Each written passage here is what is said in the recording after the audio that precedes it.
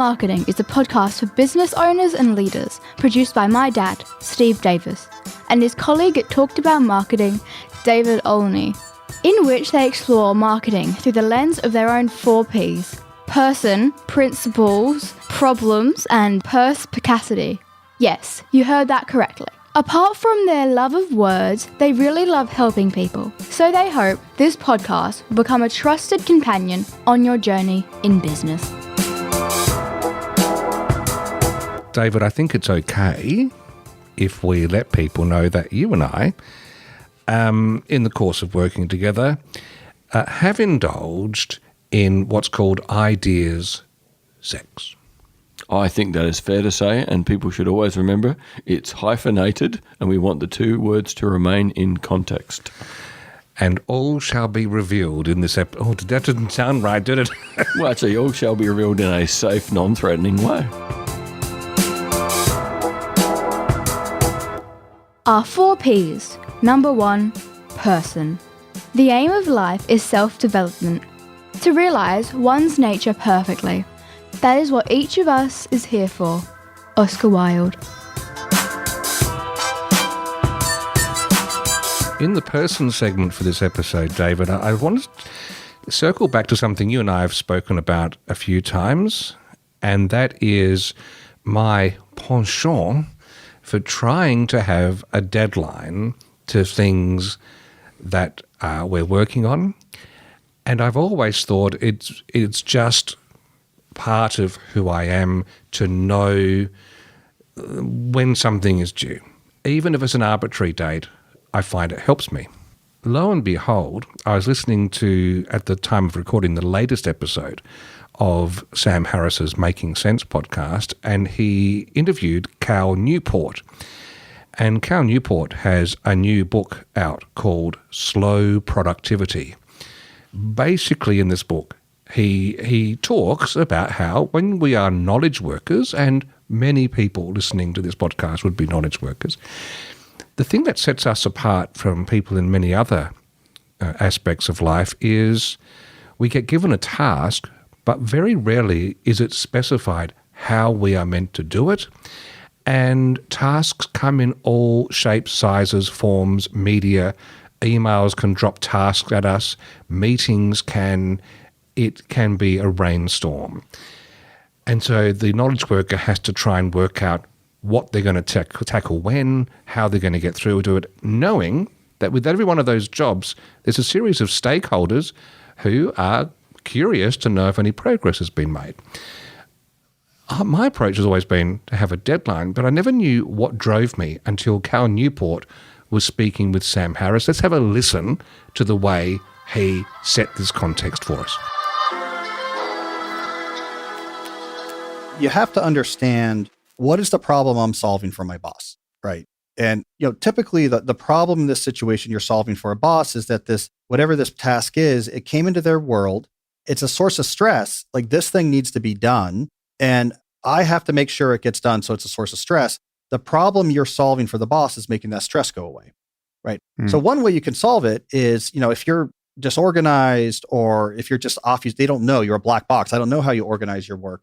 If I give you something to do, I would rather you just do it right away, not because it needs to be done right away, not because I like getting quick email responses, but because I don't know what's going to happen with this once I give it to you. So I have to keep track of it mentally until it's done.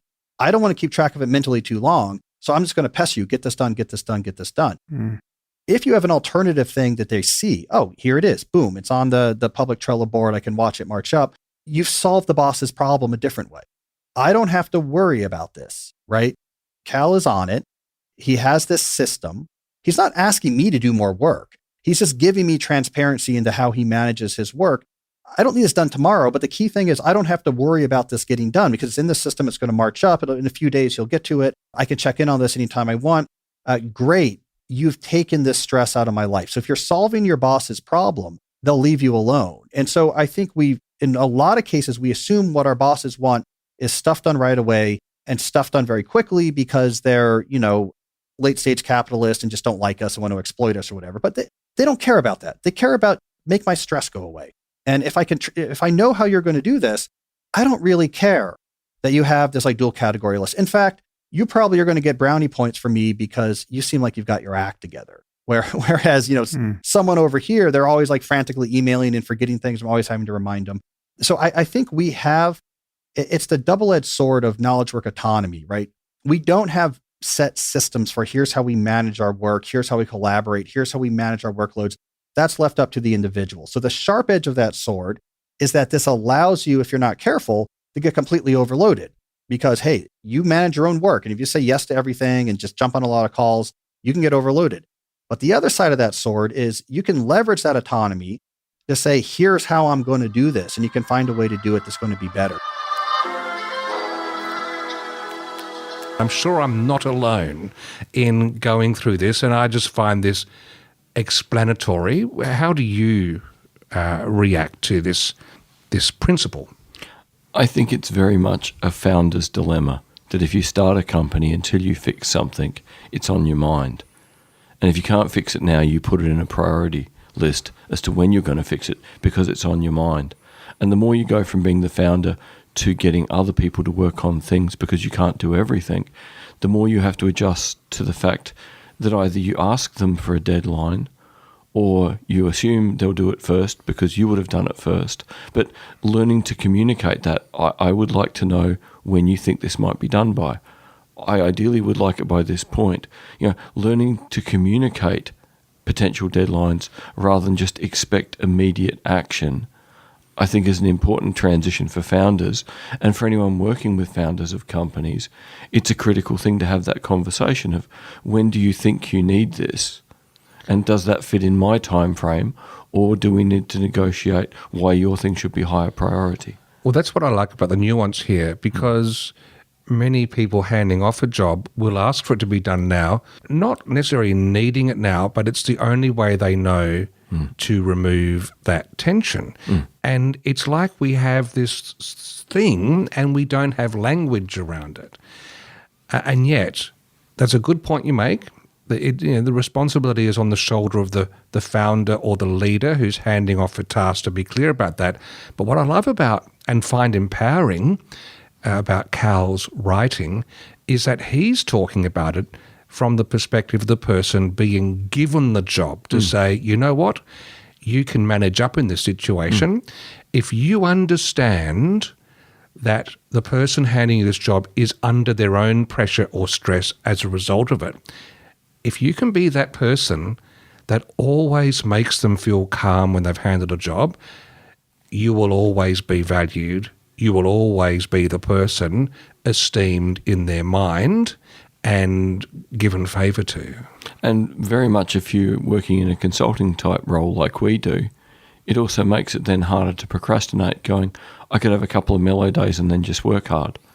Because if you've given deadlines out to people and you've decided to stick to them, you can structure your work week to really be quite sensible. So you can do things properly, not get overwhelmed, also not slack off, and get a really nice balance in your week.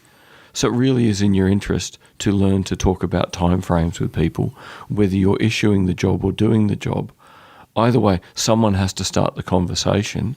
And in a lot of cases, founders don't know they need to start the conversation because they were only ever talking to themselves.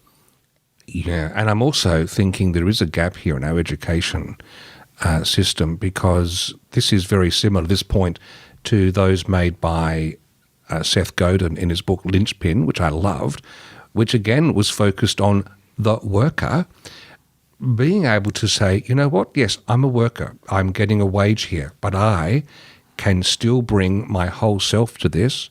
I can be a map maker and see the context of things and make suggestions, thus, in Seth's argument, making yourself the valuable one who is kept and sought after when things go hard, as opposed to the person who just dawdles along. There's an empowerment with that. Drones are replaceable. People who take responsibility for improving the situation tend to become not irreplaceable because no one is, but they're more highly valued. And here in the person segment, I think this insight from Cal Newport, just the way he's phrased it, has application not only in the workplace but also around home and in other relationships too, is understanding that, imagine if you were a kid growing up and you knew that when your parents said, hey, it's your turn on the dishes, can you fill the dishwasher or whatever, that they still have some stress. Do I need to remind them again? Will they be done? Can I rely on it? Imagine being the teenager who stumbles on this podcast and goes, I understand that chemistry now. I can say, hey, Dad, I am going to do this. I've got one bit of homework, should be done in half an hour, and it's my next job, and I have set a reminder on my phone so I don't forget. That would instantly remove a parent's angst, and that young person has just had their first taste of how they can manage up throughout their life. It's going to be a huge win in the moment and prepare them for the world where they are going to go back to being the most junior person the minute they go out into the workforce. And a junior person who can manage mighty outcomes. Our 4 Ps. Number 2, principles. You can never be overdressed or overeducated. Oscar Wilde.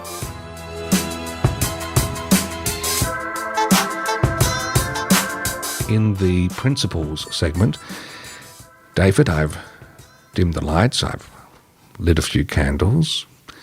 I have Dan Bigham's book on the desk, which is called Start at the End, and I'm ready for some ideas, sex. Good thing we have the lava lamp. It is a wonderful thing. What we're talking about here is Dan Bigham. How would you describe Dan? Dan has realised one of the most important things that very smart people realise, and that is, if you want to do something properly, imagine what the finished product looks like. You know, whether you've sort of got to this point through Anders Ericsson's stuff on peak performance of the better your mental representation of what you're trying to achieve, the more likely you are to achieve it, or whether you've come to his ideas through, you know, something like backcasting. The simple thing is, if we move forward with a lack of precision, we get an imprecise endpoint. The more precise we can be about how we want to, you know, how an endpoint should be, the more likely we are to achieve it. He's a fascinating character. So the full title of the book that we've been listening to is Start at the End, How Reverse Engineering Can Lead to Success. A couple of quick observations before the main one that I want to share with you, and that is a lot of his insights came from his work in the world of cycling. He had previously been an engineer in a Grand Prix team, and one of the things he learned from being in a Grand Prix team that he's applied to everything in life since is to find that edge over the competition. It starts with going through the rule book with a fine-tooth comb and look for any gaps, because there are rules at work in most situations. Some of them are highly codified, like a Grand Prix tournament, but sometimes they're mores, they're principles, they're assumed ways of doing things. And his argument is, if we're going to start at the end, we need to look at where are the gaps in the rules where we can do something that's legal that actually is better than the way people are doing it. And I'm instantly thinking of the America's Cup and Australia too. With the winged keel. The winged keel made all the difference, and it was legal. It was within the rules. It was different to what everyone had done, but they were going on habit, not on actually reading and applying the rules. So I think that's a great insight from this book, and it's a weird one to apply to life, because for many things there is no rule book. There's just convention. And I suppose he's asking, can we stop and think and ask ourselves, why do we do things this way? He's really being that fully amped up 5-year-old, isn't he? Saying, why? Yeah, why? And not stopping. And it really lines up with, you know, Richard Koch in his book 80-20. You know, the idea that if there's an unconventional option, explore it first, because the conventional has been done to death. Why would you just repeat the thing that's been done to death if you could invest some time in the thing that might offer a new way to move forward, a better way to move forward? And that's what brings us to ideas sex. The way he describes it, in fact, let's listen to him. He's going to describe it for us. In cycling, as in other sports, the knowledge that underpins high performance is passed around in a haphazard fashion. Coaches, soigneurs, mechanics, and nutritionists move between teams, taking their nuggets of go-faster information with them. And the more progressive teams bring in new support staff from outside the sport, hoping for a fresh pair of eyes.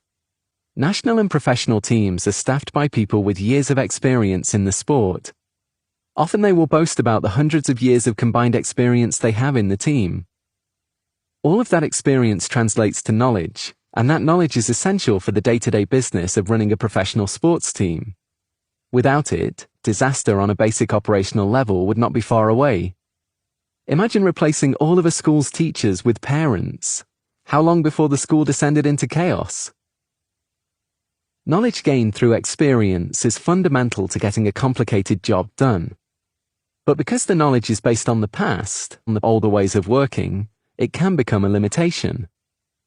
A team of experienced professionals will always look for incremental improvements, not believing that dramatic improvements are possible.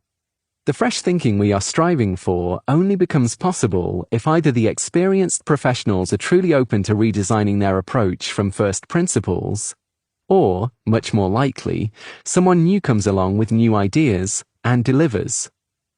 You could call it ideas sex. Biologically speaking, sex is about two different genetic identities coming together to create a new genetic identity. Ideas work the same way. Fertilization between different sources will create new ideas.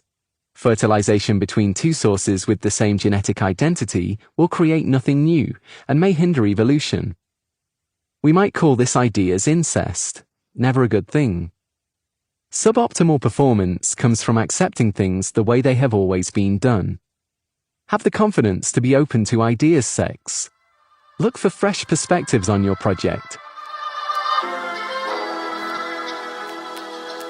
In many ways, this is not earth-shattering. I mean, did the world move for you? Did the earth move for you, David? No, the lava lamp went bloop, but I think that was the sum total of the excitement. But basically, I've long heard the argument put forward that innovation comes from bringing an idea or a habit or a technique from one sector or industry into a new one.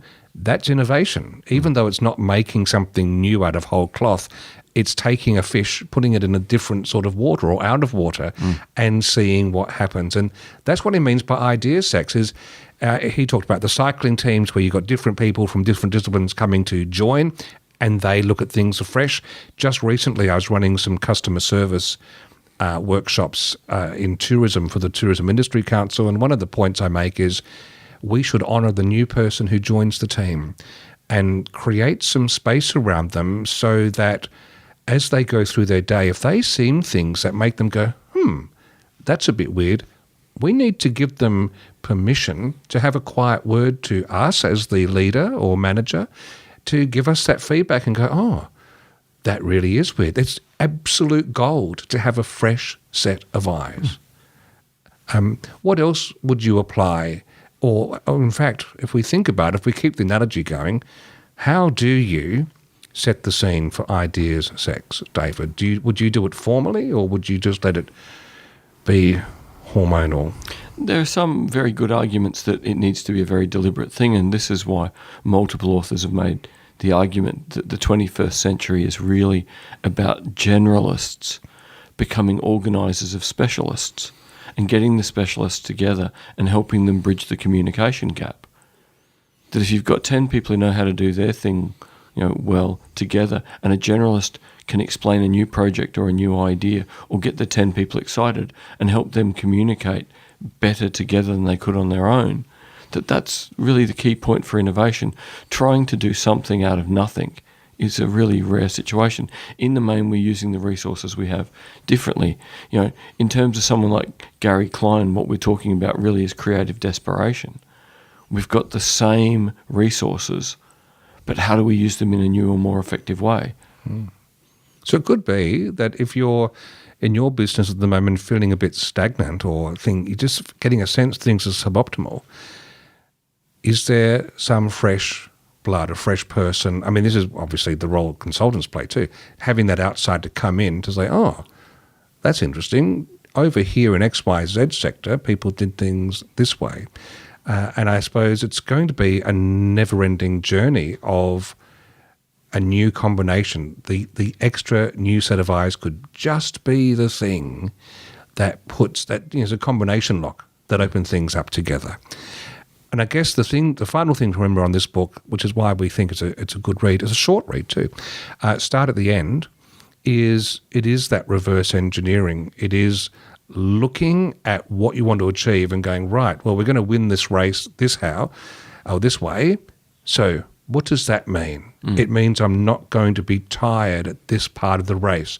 So what do I need to do to work my way back to make sure that's not the case? And I think there's something in that approach, in that series of questioning. Most powerfully, it stops you behaving in the habitual way you've learnt. And that is, you do something, there's a response. You do something, there's a response. This makes you go, no, I've got to put the response before the action that caused it. So you have to define the response better, which means you then test the initiation for the response more carefully. So life becomes less haphazard. Everything has to be more deliberate in reverse. Yeah, that's great. And that's us. That's our chat about Dan Bigham. It was good for me. Was it good for you, David? I think it was pretty good for both of us, and I'm sure Dan would be pleased. Our 4 Ps. Number 3, problems. I asked the question for the best reason possible. Simple curiosity. Oscar Wilde. In the problem section, I had an email just recently from someone, Jane, who I worked with a long, long time ago, saying she is using MailChimp to send out newsletters. The opening rate is soaring still, going well, but click-throughs this year have just dropped off the edge of a cliff. Have I heard of any bugs? She doesn't think anything's changed in anything she's doing, but suddenly people aren't clicking through. And so I thought I'd just share out loud my thinking that I shared with her. There are just 2 things that came to mind. One of them is whether increased privacy and cookie restrictions are blocking some of the reporting, working its way back. I know that more and more systems are just closing the door on that sort of thing. However, what I said for her to do as her homework was go and have a look independently, whether it's in Google Analytics or some other web-based server, on the articles that you are sharing in your newsletter and see if on the day the newsletter is sent, there are actually a big amount of opens that aren't being captured in the newsletter's reporting. Because if that's the case, then definitely there's something not getting back to MailChimp. But if it's crickets there, I think we've understood that maybe the world has become busier and that content is not as compelling as you've been thinking it's been. And maybe this is the year with increased stress of surviving in life, people have closed down how much brain is available to new stimulus. Any thoughts on that, David, that you'd add? Just an extension to that thing of it's a more difficult year. Also, when things are more difficult, people's desire for novelty goes up. So even though you might be respected and trusted, and people historically, a reasonable number, would have opened the email and then clicked through, they'll still open it just to see if you're doing anything new.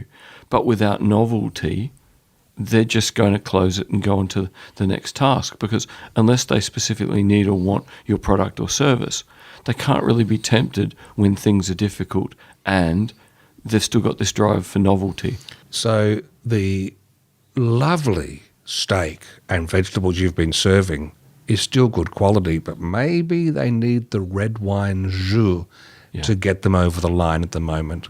Yep, they need something of the month, whether it's sauce of the month or something's different about the vegetables, but something has to add novelty back, as much to probably distract them from the high stress, years we're living in, but also to make them realise you're still growing and changing and developing and evolving, because, all right, we want to trust things, but we don't really want the things we trust to be absolutely stagnant. We're going to be more impressed when the things we trust keep gently, gradually getting better. because then we feel more confident in trusting that person or organisation. We don't just trust them because they did a good job. We trust them because they're going to do a good job. Okay. Jane, hope that's also helpful as well. We do know novelty leads to a dopamine effect, and maybe that's what we're hungry for at the moment. Our 4 Ps. Number 4. Perspicacity. The one duty we owe to history is to rewrite it. Oscar Wilde.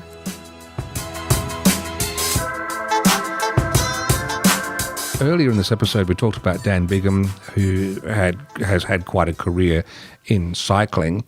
And if you think cycling, we think tyres. Well, I do. Is that what you think about, David? Tyres? I think about those funny bells being rang when they're going really fast, going, why is there a cowbell near bicyclists? Yes. Well, there is that too. They want you to move. I'll give a golf clap for that one. Thank you. I really like that. So, tyres, Michelin.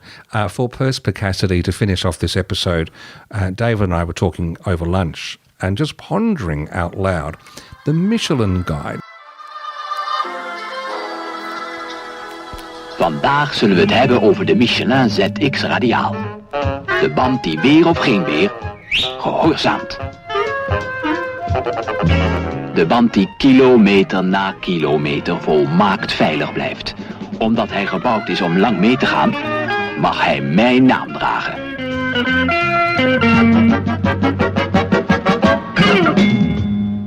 Langer veilig, langer zuinig. Michelin ZX. Now, Michelin, French tyre company, back in 1900, they started publishing a thing called a Michelin Guide. Nothing to do with tyres. It was a guide to good eating, to good restaurants around continental Europe. And why would they do that? Of course, you had to drive to get to them, which meant you were using your tyres, which the more you got to use your tyres, the more you would buy tyres to replace them, and hopefully Michelin tyres.